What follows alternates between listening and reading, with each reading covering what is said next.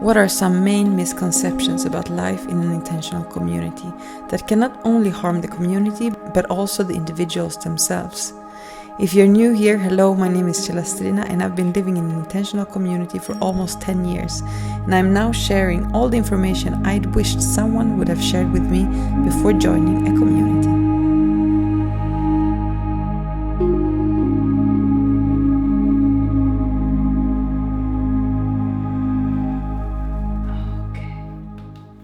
Hello everyone. So as you see, I'm really at the end of my pregnancy. The baby can come anytime now. I'm in 9 months pregnant, and so I thought that this is a good way for me also to prepare some content, because probably in the next month I will be super focused and super busy with taking care of this new soul that is about to arrive here.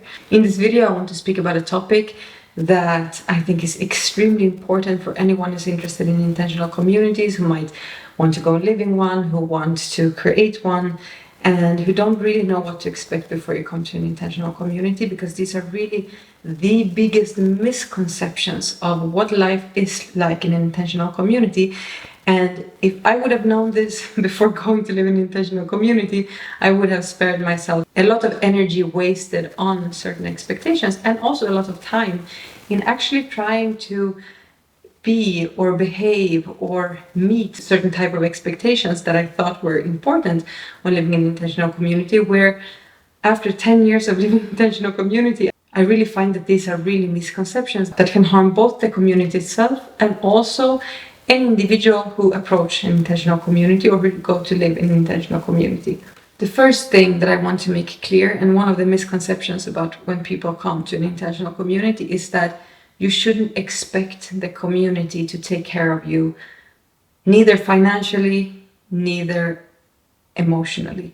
This is quite a hard one, and I wanted to start out with a more difficult one, because I know that many people seek out intentional communities really to get that feeling of being taken care of. They feel that there's something that they lack in their social life, and they are trying to escape society often.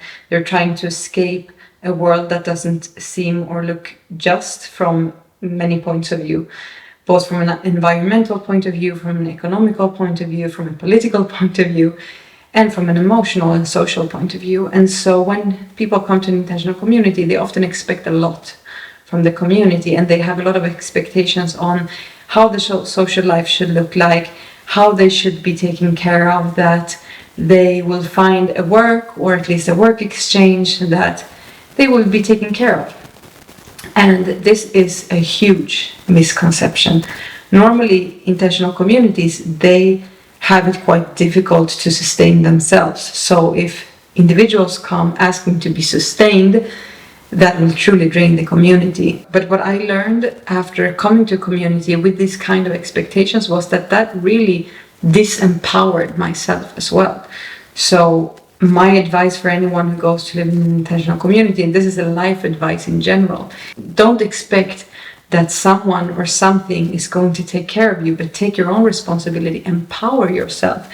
Normally when we speak about responsibility, it's something that seems scary, it's something that seems lonely, it's something that means, okay, but am I alone in the world to try to hold myself up, to hold things up? No, you're not alone in the world.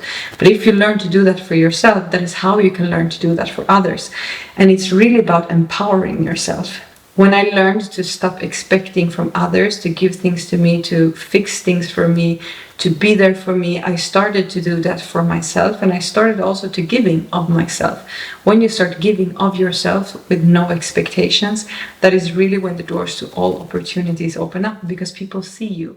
People see who you are, people see your talents, and from that, there's only positive consequences that comes from that. These are consequences that empower you and that empower your community, instead of draining you, putting you in a victimhood situation, and also creating difficulties for your community. So don't expect someone to do anything for you, for the community to take care of you. Take care of yourself, give to the community that you're coming to, and you will see how much you will receive. The second part is really learn to love yourself first. And this is something that might seem paradoxical in a community, because We go to live in a community to interact with other people, to create relationships with other people, to establish true human connections. And of course, that means also to love other people, to learn to love other people. But my experience from living in a community for 10 years is really that you cannot really love someone else if you don't love yourself first. Normally, the main conflicts that arise in community comes from your own unhealed traumas, from a sense of lack of self-worth, of self-love. And so people who are the most emotionally balanced within a community and that sustain other people are people who have really learned how to love themselves and who have really learned how to embrace themselves in order to be able to embrace others. Otherwise, you keep on mirroring yourself, and trust me, this happens constantly within a community. You keep mirroring your unresolved issues with yourself and putting that, blaming others for that. And this takes a lot of time and a lot of energy from everyone within the community.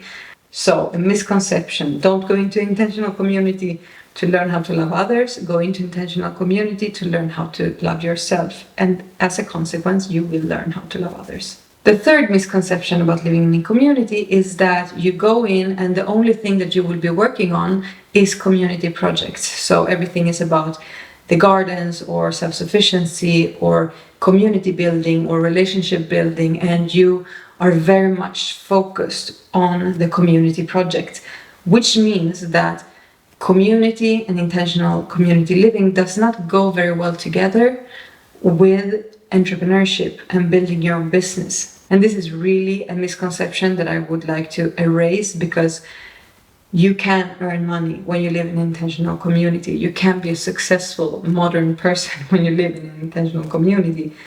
You have so much creative input from everyone that is around you, from trying to build a better world. And there's so many things that you can build and create if you go out and educate yourself, if you go out and put yourself out there, if you go out and create businesses within or even without the community itself. So you don't need to imagine that going into intentional community needs to close your vision, and that you need to be focused or occupied only with community projects. Of course, that will be part of your everyday life when you choose to go live in an intentional community.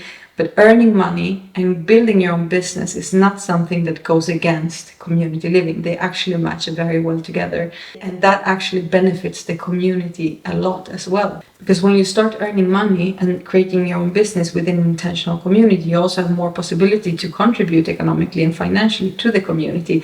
And you naturally have all these dreams of the community that you want to contribute to. So it becomes a very nurturing relationship. It becomes something that empowers you even more, and that empowers the community even more, if more and more people take the responsibility and the accountability of themselves to create something sustainable financially that can support both themselves and the community. In today's society, it's very easy to earn money online. So even though intentional communities are often situated in the countryside, many people, especially young people, have a lot of opportunity to create their own businesses, their own online businesses, and earn money, even though that is not directly connected to the community itself. And that is not only content creation, but you can generate money and start your own business in almost any area today using the internet only. So there's a huge opportunity to entrepreneurship, even if you're living in an intentional community. Another thing that is extremely important if you want to go and live in an intentional community, and something that people does not really care too much about, especially in the beginning, when they go into an intentional community, and that can lead to burnouts, is really a capacity to manage your own time. Now, when you live in an intentional community, there are communal projects, family meetings, group meetings, hubs. There's a lot of things constantly. You don't have much private time if you're not able to put boundaries and manage your own time. This is something that happened to me when I first came to the community 10 years ago, that I was overwhelmed by the amount of time that was spent in meetings, in discussions, in context with other people where things needed to be resolved or discussed or anything, that I realized that I had little private time until I learned the skill to manage my own time. And this is not something that means that you need to disconnect more from the community, or that you don't take part in certain situations, but it means that you need to be able to respect your own time and also to decide how much time do you want to spend in certain contexts and how much time do you need for yourself to recharge or even to focus on your own projects. How to manage your time is something that is crucial even if you don't live in an intentional community, but I can assure you that when you live in an intentional community, you need to protect your own time and you need to learn to manage your own time, because a lot of time goes to social gatherings, to meetings, to elaborations, discussions, and very often these processes in intentional communities are quite ineffective in the sense that there's a lot of emotional needs that comes out also in these kind of discussions. And so it's not always that you arrive to a certain point, it's not always that you arrive to a certain conclusion. And if you're not able to manage your time and manage where you want to put your time and energy, then you can end up feeling quite drained. So try to create a healthy boundary between your individual time and the community time, and you will see that you will be able to manage, you will be able to live both aspects much, much better, both in your own individual pursuits and dreams and how you recharge yourself, and how you spend your time together with others in group discussions, in meetings, and in evolving the community itself. When you're able to manage your time and seeing also, this is a personal thing, because some people like to be more in those contexts and some people have a need for more individual time. So you need to be able to look at yourself and see what are your personal needs and what are your personal boundaries, being able to set those personal boundaries and learn how to manage your time effectively so that you don't end up feeling burned out or drained. Another huge misconception is that no, you don't need to love everyone within your community. This was a huge thing for me because I live in a quite big community with a huge variety of different people, and there is a difference between having a loving respect for all your brothers and sisters within the community and not necessarily needing to be best friends with everyone. Now, this is something that will happen quite naturally. You will notice that there are people, as everywhere in life, that you're more drawn to than others.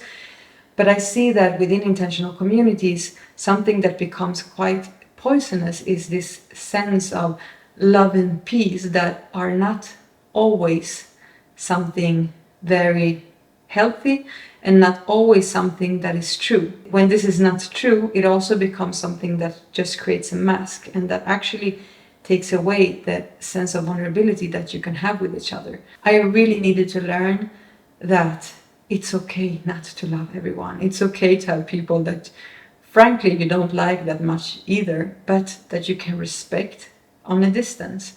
And that there's a difference between those that you consider part of your soul tribe in the sense that they are a part of your evolutionary journey as an individual, as with your life mission on this planet, and that they are crucial for you, and that they are really people that you want to be around, that support you or sometimes trigger you, but that they're really an important and crucial part on your path.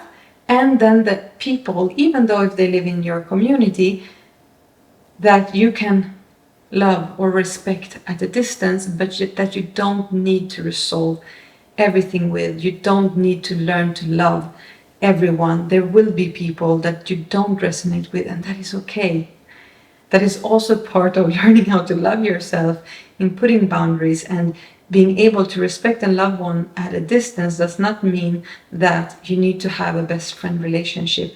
That requires a lot of energy and a lot of time, and it's just simply not necessary, especially when you live in a big community. So it's better, going back to one of the first things that we spoke about in this video, to learn how to love yourself so that you can embrace and accept and respect other people, but also knowing where to put your boundaries when there's people that you don't really resonate with, or when there's people that you feel are draining your energy, so that you can put a healthy boundary with these people. And not necessarily needing to enter into a relationship in which you need to learn to love the other person, because simply sometimes we are just so different. That doesn't mean that there is no respect for the diversity of the differences or that you don't see the value of that person, but You don't need to be their best friend. Another misconception that people constantly ask me is that if I ever travel, since I moved into my intentional community, and this has made me realize that many people actually look at intentional community living as a trap. They believe that you are only there and that you're trapped within that system or within that community and that you never really leave it. And this is connected to what we were speaking about, being an entrepreneur, creating your business. You don't get trapped when you live in an intentional community, especially not if you live in a modern intentional community that still has very much an openness to the outside world and a connection with these. Of course, I travel, and I encourage anyone who lives or moves to an intentional community to continue to explore the world, to continue to feel part as a global citizen. Of course, when you first come to an intentional community, as in any kind of new context, you will need a certain amount of time, which normally is around a year, a couple of months, a year, in which you are very much focused on the community itself, because you are establishing new relationships, you're trying to understand how things works. And this is natural, even if you move into another city, that you will be very focused on what is happening and building a new life within this new context. So of course, in the first period, you might not be traveling that much, but after that, and when you feel that you have a base and a sense of home and a sense of healthy relationships within the community, why shouldn't you continue to explore the world? Why should you restrict yourself to only that? That means stop learning, stop exploring, stop living. So don't go into an intentional community thinking that you will be trapped there. Of course, there are intentional communities in which you don't have any personal control over your finances because everything is shared. And there, of course, you need to see if that is a community that fits with your needs or not. Last but not least, please remember to keep your personal dreams. You are an individual with a set of talents that are very, very important for the world, for your community, for yourself. You're really here to give of your talents. So when you enter into an intentional community, of course, you will be focused on the community project as well. But the best way that you can do that is to look at your set of individual talents and the passions that you have and how that can contribute to the community, how that can translate into something that will be useful for the community, but not only for the community, for the world itself.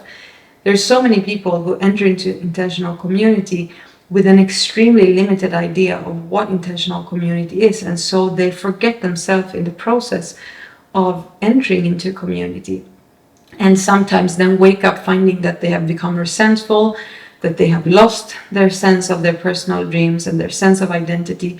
And this is not what intentional community is about. Intentional community is really about reinforcing the personal talents and the personal individual empowerment through community, so that every individual can feel satisfied, can feel seen, can feel that they are using their talents and pursuing their dreams at the highest level, so that that can contribute to the community and to the world itself. This is really what we want to see in the world as well. We want to see individuals, strong individuals, that really create something beautiful for the world. And how can you do that if you leave behind your personal dreams?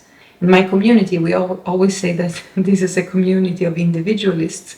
The idea is really that the community needs to adapt and to serve the needs of the individuals, serve the evolution of the individuals, because the community is only made up of the individuals, and the more evolved the individuals are, the more the community itself will strive.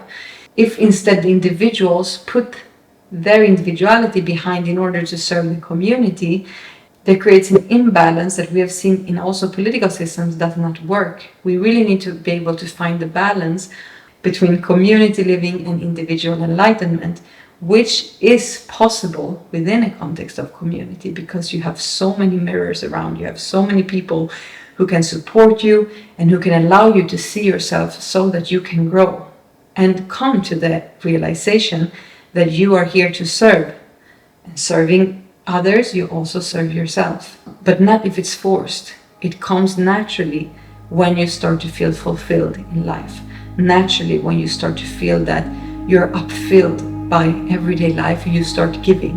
When you feel true love, when you feel true connection, when you feel true purpose, the only thing that you want to do is to give that feeling, give that to others. And so you become very generous. But if something is forced and it's not aligned with who you are, and it's not aligned with your personal sense of fulfillment, then it's done in resentment, and nothing good comes from that. This was everything for this video today. I hope that you found this valuable, and if you did find it valuable, you will find many other videos on my channel where I discuss intentional community living, mistakes that people do in intentional community, and also showcasing how it looks like living your everyday life within an intentional community. I hope to see you soon, and thank you for watching.